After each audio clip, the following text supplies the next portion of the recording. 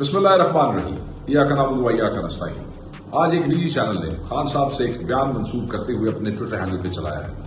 اور وہ بیان جو ہے وہ مس کوٹ کیا گیا ہے، وہ بیان صحیح نہیں ہے۔ عمران خان صاحب نے اس قسم کی کوئی سٹیٹمنٹ نہیں دی۔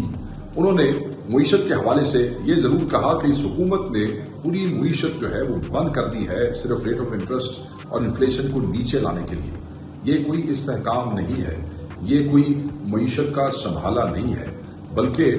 معیشت تب بہتر ہوتی ہے جب یہاں پہ سرمایہ کاری ہو، جب نوکریاں پیدا ہوں، اس کے مواقع پیدا ہوں۔ مگر اس ملک میں جہاں کوئی قانون نہیں ہے، جہاں پہ دھیگا مشتی ہے، جہاں پہ رول آف لا نہیں ہے، ایسے ملکوں میں لوگ سرمایہ کاری نہیں کرتے ہیں، اور اس کو سنبھالنا یا اس کو کہنا کہ یہ معیشت سنبھل گئی ہے، یہ نامناسب ہوگا۔ وہ جو بات کر رہے تھے، جو انہوں نے باقاعدہ طور پہ مینشن بھی کیا، انہوں نے کہا کہ یہ ایک مصنوعی ببل سا کریٹ ہو گیا ہے، یہ کاسمیٹکس ہے، اور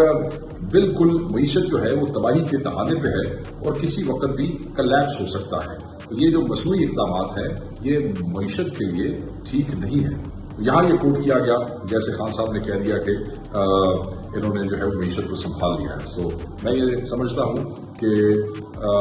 جو بیان ہے اس کو سیاق و سباق کے ساتھ اگر چلایا جائے تو وہ بہتر ہوتا ہے، اور ایسے ہی ہونا چاہیے۔ دوسری امپورٹنٹ چیز یہ ہے کہ سول نافرمانی کی کال کے حوالے سے بڑا کنفیوژن ہے۔ پچھلے چند دنوں سے ہم بار بار ہر ٹی وی چینل پہ دوستوں سے جو پیپرز لیتے ہیں یا جو ہمارے ساتھی بھائی ہیں جو ہم سے ان پٹ لیتے ہیں اپنی خبریں فائل کرنے سے پہلے، ہم انہیں بڑے واضح کہہ چکے ہیں کہ آج تک پاکستان تحریک انصاف کے کسی بھی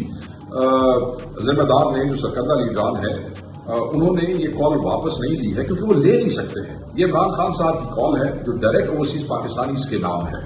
اور وہ کال ابھی تک جو کی توں ہے، وہ واپس نہیں لی گئی ہے۔ انہوں نے آج دوبارہ 11 سے اپنے میسج میں کہا ہے کہ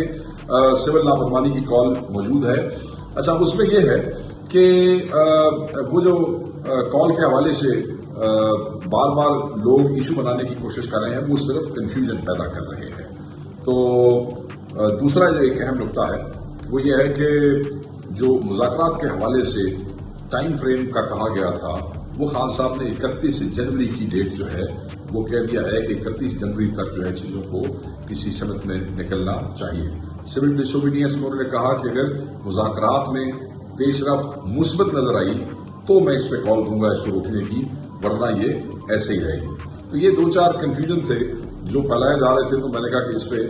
بات کرنا بڑی ضروری ہے۔ اب ملٹری ٹرائلز کے حوالے سے جو آج سزائیں ہوئی ہیں، اس پہ پاکستان تحریک انصاف کا موقف وہی ہے جو آج سے چند دن پہلے ہونے والے ٹرائل کے حوالے سے تھا۔ پاکستان تحریک انصاف یہ سمجھتی ہے کہ سولینز کا ملٹری ٹرائل جو ہے وہ نامناسب ہے، وہ نہیں ہونا چاہیے، اور خان صاحب جو ہے وہ اپنے بیان میں جو پچھلا ٹرائل اور سزائیں تھی اس کو ریجیکٹ کر چکے ہیں۔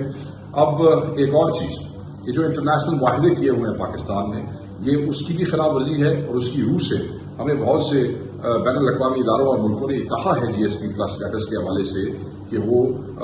جو ہے وہ خطرے میں پڑ سکتا ہے۔ تو یہ حکومت وقت جو ہے اس کو چاہیے تھا کہ اگر وہ مذاکرات میں سنجیدہ ہے تو پھر اپنے وزراء کی گفتگو، اپنے وزراء کی پریس کانفرنسز اور یہ جو ملٹری ٹرائلز تھے ان کو آن ہولڈ کرنا چاہیے تھا، تاکہ ان کی سنجیدگی ظاہر ہوتی۔ بہرحال مذاکرات جو ہیں وہ جاری رہیں گے، 2 کو وہ نشست ہوگی، اور کیونکہ پہلی ملاقات پریلیمنری میٹنگ تھی، اب خان صاحب سے آج کمیٹی کی ملاقات بھی ہوئی ہے، اور ملاقات کے بعد بہت سی انسٹرکشنز اور چیزیں جو ہیں وہ ہدایات ان کے پاس ہیں، کمیٹی کے پاس، انہی ہدایات کی روشنی میں دوبارہ بیٹھیں گے۔ خان صاحب نے واضح کہہ دیا ہے کہ جو 2 نکات انہوں نے دیے تھے اسیران کی رہائی کے حوالے سے اور 9 مئی اور 26 کے جوڈیشل کمیشن کے حوالے سے، اس پہ وہ بالکل کسی بھی قسم کا کمپرومائز جو ہے وہ نہیں کریں گے۔ انہوں نے اپنی ذات کے حوالے سے بھی کلیئرٹی سے کہہ دیا ہے کہ میں خود تو اندر رہنے کو تیار ہوں، مگر میں اپنے ورکر کی رہائی کے اوپر کمپرومائز کسی حوالے سے نہیں کروں گا۔ انہوں نے کے پی کی گورنمنٹ، اپنے M L As M P As, اپنے چیف منسٹر علی امین خان پر مکمل اعتماد کا اظہار کیا ہے اور میسج دیا ہے تو صاحبزادہ حامد رضا صاحب، اور ساتھ انہوں نے ورکر کے لیے کہا ہے کہ یہ ورکر میرا فخر ہے، اور یہ ورکر قربانیاں دے کے حقیقی پاکستان کی آزادی کے لیے کھڑے ہیں۔